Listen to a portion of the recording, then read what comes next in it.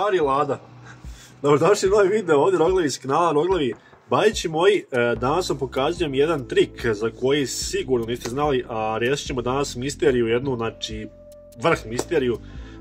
Znate svi da je došla zima i da ljudi koji nemaju garaže kubure sa staklima koja se magle u toku vožnje, to jest kad sednete u auto i kad počnete da vozite, stakla se počnu magliti, tako da bajići moji, danas vam pokazujem jedan trik, što najbitnije jeftin, bukvalno trik koji možete koristiti na svim automobilima, na svim staklima, znači bukvalno na svim staklima koje su s polja, koja se magle. Trik je jednostavan i jeftin, što je najbitnije. Kao što ste vidjeli u naslovnoj slici, radi se o običnom sapunu. Pokazat ću vam kako ćete navesti film sapuna na staklo, kako se to radi, kako ja to radim i kako zaštićujem stakla od magljanja u toku vožnje. Obavezno ostanite do kraja videa, pogledajte o čemu se radi. Nećemo dužiti ovaj uvod, idemo odmah na punta da riješimo stakla. Pokazat ću vam simulaciju magljanja, znači na autu. Koristit ću paročistač da bi simulirao maglu u automobilu. Tako da, bajići moji, obavezno ostanite do kraja videa, pogledajte o čemu se radi i naučite kako da se riješite magljanja stakala u svojim automobilima. Idemo do punta, ajmo. Da li ste znali da je većina automobila koja dolazi iz Europske unije ima vraćenu kilometražu ili je pretrpjela neko veliko oštećenje? Prodavci dovoze takve automobile da bi ostvarili veću zaradu na njima, tako da, bajići moji, ako kupujete polovne automobile, obavezno koristite Car Vertical. Uz pomoć Car Verticala i koda ROG imate dodatnih 30% popusta. Kad kupujete polovan automobil, da ne biste bili prevareni, koristite Car Vertical. Evo, bajići moji, kad smo došli u auto, šta nam treba za stakla? Treba nam jedna mikrofiber krpa i treba nam jedan običan sapun, znači bilo koji sapun, običan, da je suv, da je nov, znači da nije kvašen vodom. Ja ću uzeti ovaj neki, ne znam kakav je to sapun, običan za ruke. I sad kad ste nabavili ove dvije stvari, znači sapun možete koristiti, opet kažem, bilo koji, najjednostavniji, najjeftiniji, najobičniji sapun. Šta treba da radite? Treba staklo, znači da lagano samo namažete sapunom, da ostavi ovako trag, znači lagano, vidite kako ostavlja trag sapun. Znači nemojte stiskati jako sapun, nema potrebe, samo lagano nanijeti jednu stranu ćemo da zaštitimo, pa ćete vidite kako to deluje. Drugu ćemo ostaviti nezaštićenu, baš iz razloga da vidite efekat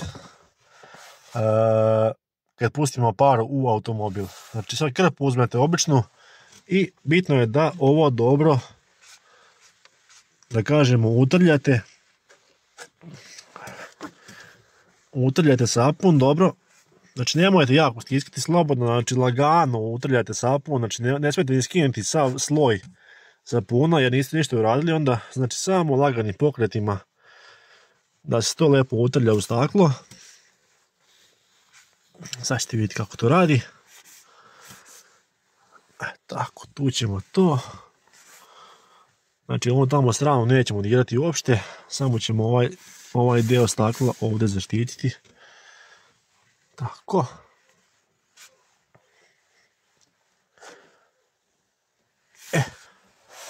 To bi bilo to, staklo je čisto. Ovaj deo stakla vamo nismo dirali, znači pola smo bukvalno, a nismo ni pola, namazali smo jednu stranu samo malo, da vam pokažem kako to funkcioniše. Sad, kao što sam rekao, uzet ćemo paročistač, već sam ga već pripremio ovdje, da bi simulirali stakla koja se magle u automobilu. Evo, uključili smo ga u struju, stavili smo ga u auto, sad ćemo ga aktivirati na maksimum, samo da krene para, pa ćemo ubaciti u auto i da vidite kako se stakla magle, a kako ostaje čisto onaj tamo deo, znači gdje smo mazli sapun. Znači običan sapun, opet kažem, ja bukvalno namažem sva stakla, znači i ova i tamo od vozača.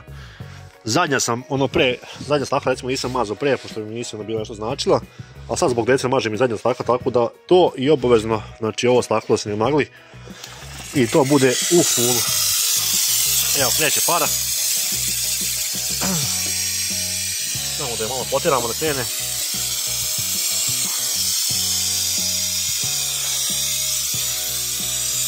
Malo. Evo, para je krenula. Otvorit ćemo vrata. Da se dobro stakla napare, da se napari unutra, vidite kako već se pari, znači sve. Da se zamagli dobro. Tako da se to magli fino, vidite kako magla je stakla već i ova. Pogledajte kako to magli fino. Tako. Samo nek magle fino.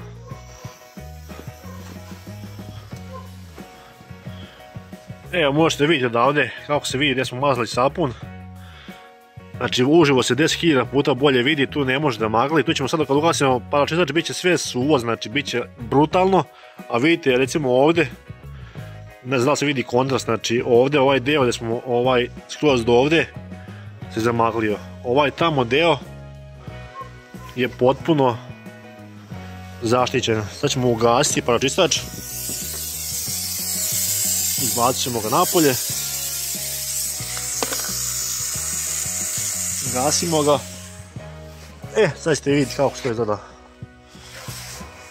Samo nek para izađe napolje.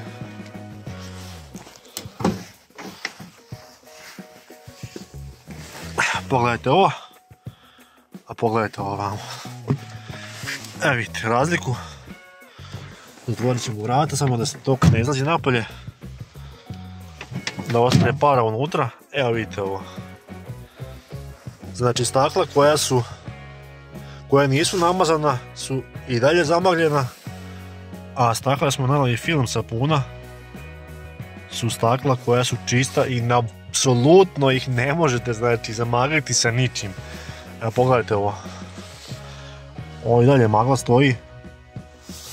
Evo sad culence jedno. A pogledajte ovdje. A vidite recimo ovdje. Magla. Znači Bajići moj sapun običan. Samo lagano. Mikrofiber, lagano obrišete i stakla vam više neće magliti. Neki kažu kao da možete koristiti i penu za brijanje. Možete koristiti penu za brijanje, ali pena se znači lepi iza stakla.